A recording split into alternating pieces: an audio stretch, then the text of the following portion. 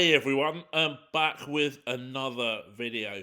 Now, I didn't get to do the RR team preview ahead of the tournament, just completely ran out of time. Um, but that doesn't mean that we can't do a bit of a deep dive into them now after their pretty brutal experience at the hands of the Sunrisers Hyderabad batters yesterday, who racked up the second highest IPL score of all time, and I believe the highest boundary count in any match in franchise history. 46 boundaries, I think it was, and that's never been beaten in franchise cricket. So, what I didn't like about RR yesterday was their bowling distribution, and we're going to talk a lot about that in this video and how that can be translated into different team combinations as the tournament moves forward. I think they really got their strategic planning wrong yesterday. Personally, they went. I think that they were too scared. That's my opinion. They were too scared of the Sunrisers' top order, and they went for an abundance of power play bowlers, which seems to make no sense whatsoever, and left themselves short in other phases, and then didn't use their bowlers in optimal phases. Sandeep Sharma, for example, not bowling in the power play at all, despite that being his clear phase of strength from an economy rate perspective. Now, what I've got on here is the normal template for team previews, and then I've also got on the right some team combinations. So that's discussed here in this why this preferred combo. Um, they went two power play bowler heavy in match one. Fear of the Sunrisers top order. I've mentioned that already. No point in picking Sandeep Sharma and then not using him in the power play. I think that's pretty straightforward. Keeping him in the team and leaving out Faruqi for Hasaranga makes more sense to control the middle overs. The alternative would be to use Kartikeya for Tikshana and use Faruqi and Archer in tandem as overseas pacers. So that's the last team combo here, team three, and the first one is when you leave out Faruqi for Hasaranga and then bowl Sandeep Sharma more in the power play. That makes a lot more sense. That's team two, and even team three compared to the team that they put out yesterday. Now, I put a poll out yesterday on Twitter for these three teams. Which one do you prefer? And this team two got around 80% of the votes. So that's a really nice, clear template for Rajasthan Royals to move forward with their team combinations. And I think that this provides them a lot more cover in terms of the middle overs and early death overs than the team one they had out yesterday. Maybe leaves them a touch short of the death, but look, he does. It does put the bowlers in positions where they can generally more thrive, rather than putting them in positions where they don't really have so much of an impact like they did yesterday.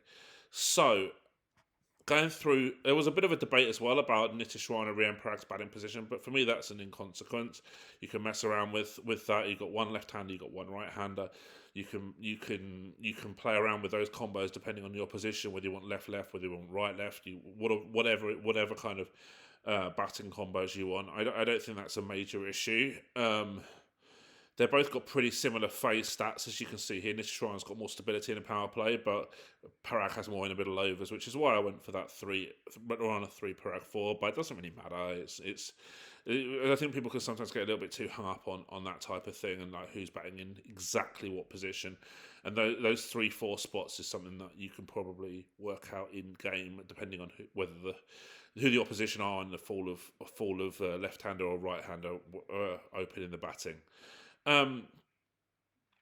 Right, so my player of focus for this Rajasthan team, Sanjay Samson, because it's an all-domestic top order, so a lot falls on him as the long-term captain. Now, he's not captain for these first few games because he's only playing as an impact sub because of his, I think he's had finger surgery, he's had some form of injury, and will only play as an impact sub in those first few games. So he's not going to be captain, but he's been their long-term captain, and I think that a lot's going to fall on him.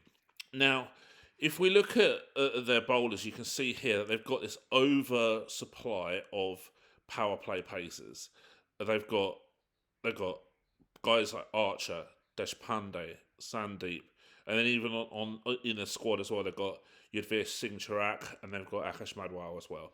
So you've got a lot of options there, and that's just the guys who I've listed, and they've got overseas bowlers like Mapaka as well. So actually, there's a lot for them in terms of those power play options.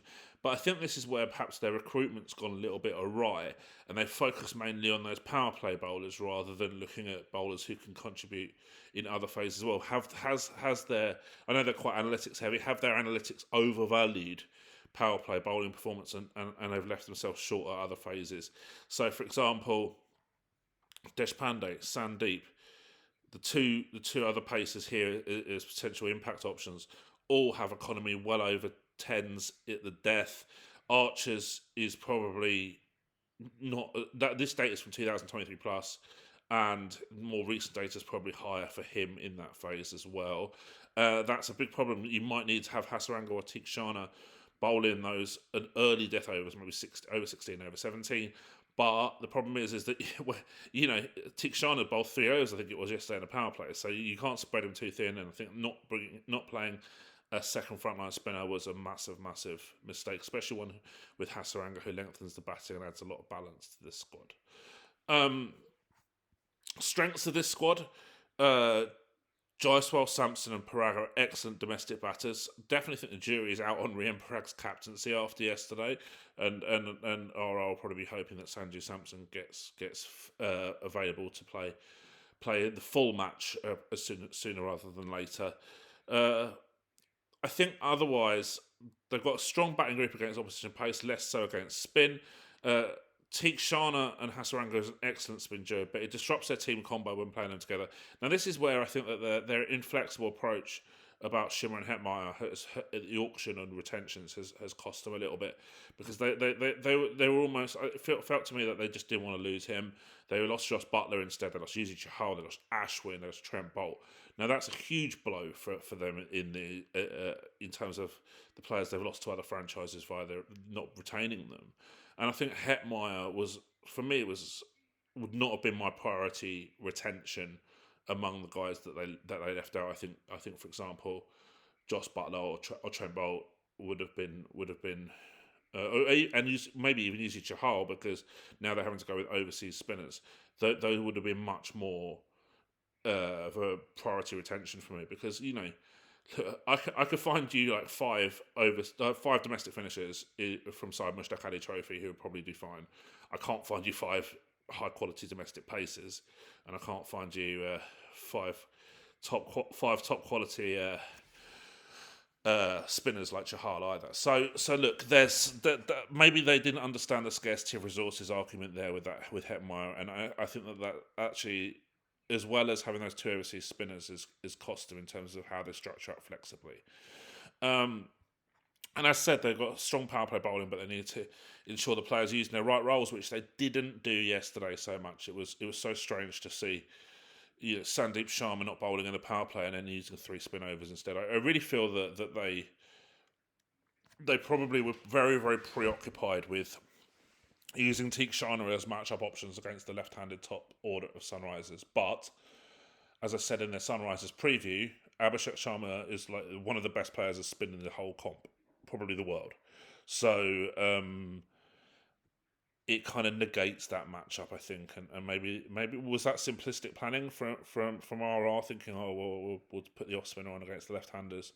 Quite possibly, I don't know. I'm not privy to their internal discussions, obviously, but it seemed to me that if you're going to take that strategy with Tikshana against the left-handers, then you don't need Sandeep Sharma in your team, because his value is mostly in the power play. So there's a bit of a confused selection strategy and role usage from the RR think tank there, in my opinion.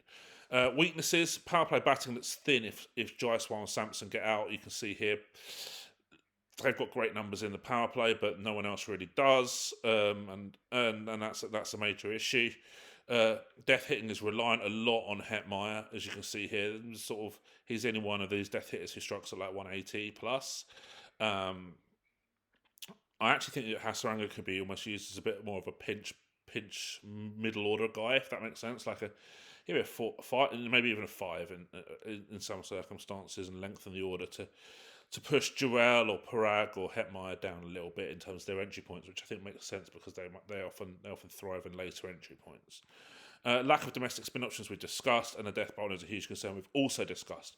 But I do feel that if you have this team 2 lineup, for example, you can use Deshpande and Sandeep more in the power play, and you can backload Archer for the death and the late middle overs a lot more. And now I much prefer that. So you could perhaps max look at one out of Archer in the power play, if at all.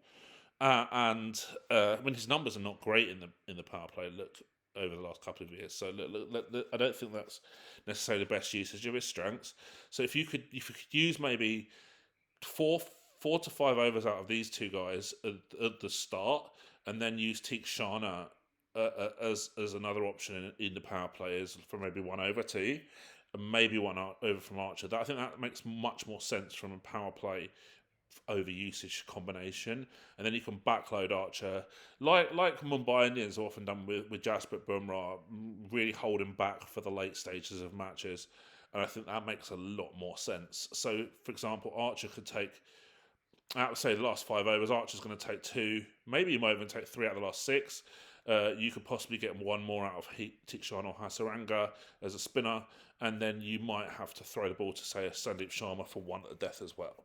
But I think that makes a lot more sense than their bowling strategy yesterday. It'd be great to hear your thoughts on that in the comments. I think that whilst this doesn't look one of the strongest teams on paper, a lot can be gained for them in terms of structuring up a lot more strategically and a lot more, making a lot more sense with their team combos. And yeah, it'd be great to hear your thoughts on what I've put together to hopefully help RR move forward in this tournament after a pretty tough loss yesterday. If you like this video, please do share it with your friends. Please do share it with your family and your friends' family as well. Just everybody. If you like T20, you like the IPL, please share it with anyone who you know who does like that. And please do subscribe. Hit the bell button. You'll be notified of all my new videos. There'll be some stuff coming every day during the IPL for sure. So please do click the bell button to be notified of that. And also, 70% of the viewers for this channel so far who are watching the videos do not subscribe. So why wouldn't you subscribe to this video? It's free. It's you're gonna get notified for everything. So why not do it? It'll be great, and it'll be really appreciated from me for you to show your support. Until next time, we'll speak soon.